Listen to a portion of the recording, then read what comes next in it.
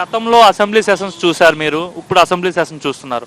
రెండిట్లకి తేడా ఏం గమనించారండి? గతంలో అసెంబ్లీలు ఎలా జరిగి ఇప్పుడు ఎలా జరుగుతుంది? అసెంబ్లీ సెషన్స్ బాగానే జరుగుతున్నాయి. కాకపోతే పాత ప్రభుత్వం కూడా వాళ్ళు పట్టు విడుపు అంటే మాకు ఇది ఇవ్వాలి, హోదా ఇవ్వాలి అనేది కనుక మామూలుగా వచ్చి అటెండ్ అవుతూ ఉంటే అది ఇంకా కొంచెం బాగుండేది.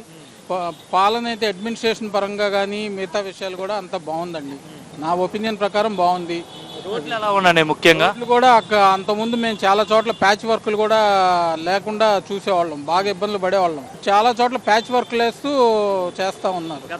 గత గవర్నమెంట్ పట్టించుకోలేదండి రోడ్ల విషయంలో? పట్టించుకోలేని వాళ్ళు వేయలేదంటే వాళ్ళు పట్టించుకున్నట్టేగా లెక్క.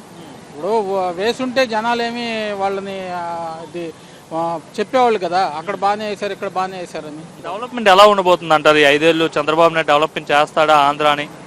డెవలప్మెంట్ ఆయన ఒక్కడి చేతిలో కాదు కదండి, ఓవరాల్గా కంపెనీస్ రావాలి అన్ని. అప్పుడు గవర్నమెంట్ తోడ్పాటు ఉండాలి కదా. వాళ్ళ ప్రయత్నాలు అయితే వాళ్ళు చేస్తున్నారు బాగానే నా లెక్క ప్రకారం. అంటే గతంలో రియల్ ఎస్టేట్ ఆంధ్రాలో ఎక్కడా లేదు, రియల్ ఎస్టేట్ అంతా పడిపోయింది, తెలంగాణ హైదరాబాద్ వెళ్ళిపోయారు రియల్టర్స్ అంతా కూడా అనేవాళ్ళు కదండి.